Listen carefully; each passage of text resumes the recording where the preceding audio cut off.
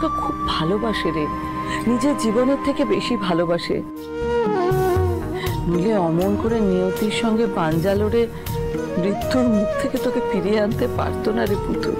মাঠান, মাঠান তুমি আমাকে সবটা বলো, এক্ষুনি সবটা বলো।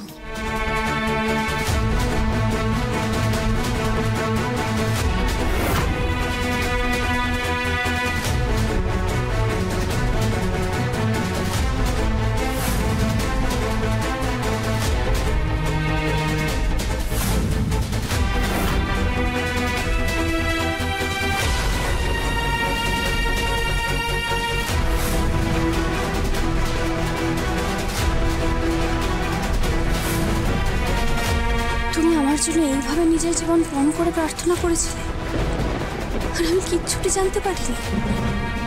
মা মঙ্গলচণ্ডী, তোমার এত কৃপা মাগো।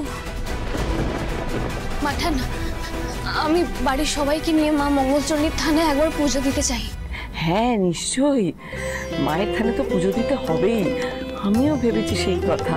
আর তাছাড়া ওদের মা লক্ষ্মীকে নিয়ে যেতে হবে না মায়ের কাছে। মাঠান আমি এক্ষুনি আসছি। হ্যাঁ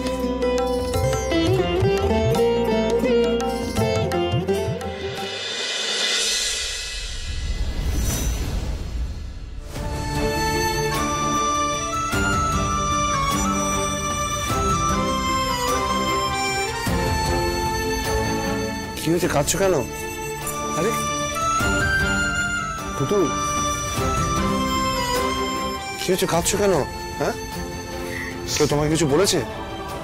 বলো আমাকে, বলো কি হয়েছে, বলো বলো কি হয়েছে। আমি ওই জন্য কাঁদছি না। তাহলে কি জন্য কাঁদছো বলো? আমি এতদিন জানতাম যে এই পৃথিবীতে ভালোবাসার থেকে বড় আর কিচ্ছু হয় না।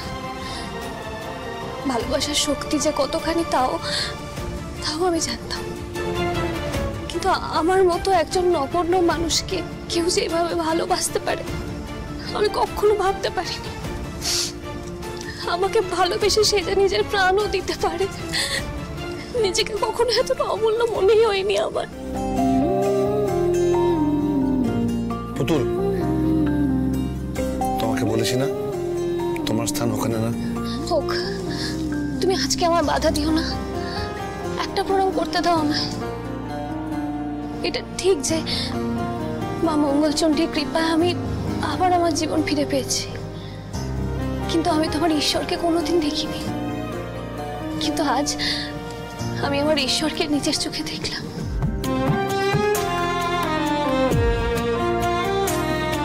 তুমি তো আমার পরমেশ্বর, তুমি সবকিছু। সকাল সকাল কি শুরু করলে বলো তো? আমাকে কেন প্রণাম করতে চাইছো, কি হয়েছে তোমার? কারণ তুমি আমার জন্য যা করেছো তাই পৃথিবীতে খুব কম মানুষ করতে পারে। তুমি না থাকলে যে আমি চোখ খুলে চাইতাম না, আমার মেয়েটাকে দু চোখ ভরে দেখতে পেতাম না। তুমি আমার জন্য যা করেছো তারপরে তোমাকে আমার ঈশ্বর বলবো না তো আর কি বলবো বলো? এইভাবে যে আমার প্রাণ ফেরাতে পারে সে আমার কাছে আমার ঈশ্বর ছাড়া আর কি বলতো? আমাকে একবার প্রণাম করতে দিতেই হবে, আমি আর কিচ্ছু শুনবো না। সমারোহে এসো হে পরমতর সুন্দর, मैंने दिल से कहा ढूंढ लाना खुशी, ना समझ लाया गम तो ये गम ही सही, मैंने दिल से कहा ढूंढ लाना खुशी, ना समझ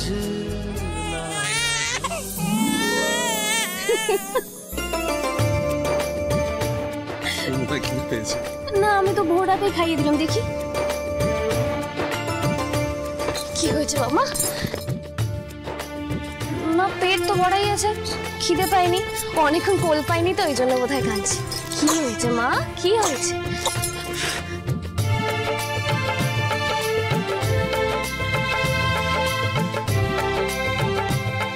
পুতুল মা, মাঠান তোমার একবার ডাকতেছে আর মোর বাবারও একবার ডাকতেছে ঘরে। কেন চাপা দিয়ে কিছু কিছু হয়েছে? আমি এই তো মাঠানকে এক্ষুনি চা দিয়ে আসলাম। কি হলো গো? না মাঠান তো তেমন কিছু আমারও কর নাই, কইলেন একবার তাড়াতাড়ি তোমাকে যেতে। আচ্ছা আমি নয় যাচ্ছি, কিন্তু ওর কাছে কাউকে তো একটা থাকতে হবে, ওকে একা রেখে তো যেতে পারবো না। আরে ওরে আমি দেখতেছি, তোমরা যাও। আচ্ছা একটু তুমি দেখো না, চলো তো। না বাবা কাঁদে না, একটু দেখো না।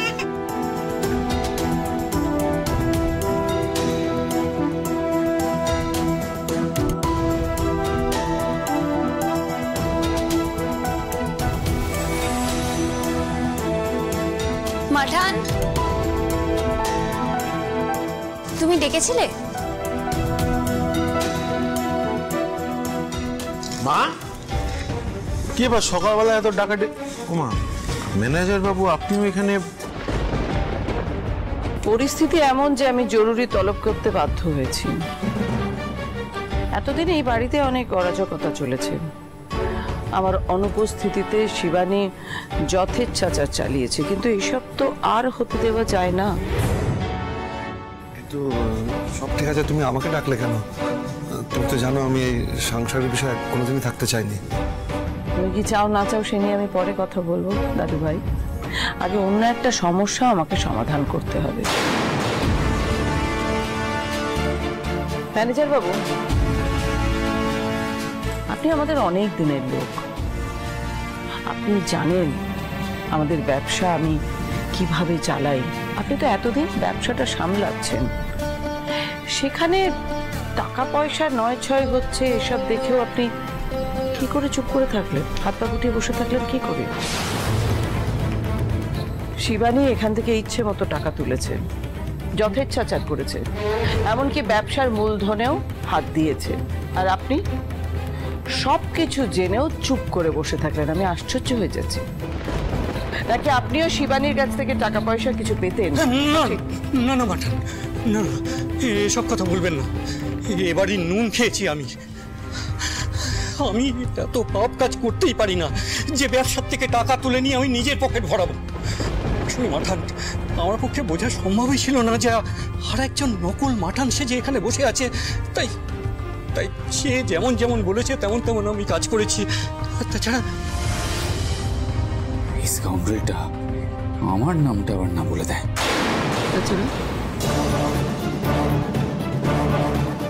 তাছাড়া কি বলুন, আর কি কি সর্বনাশ হয়েছে বলুন আমাকে।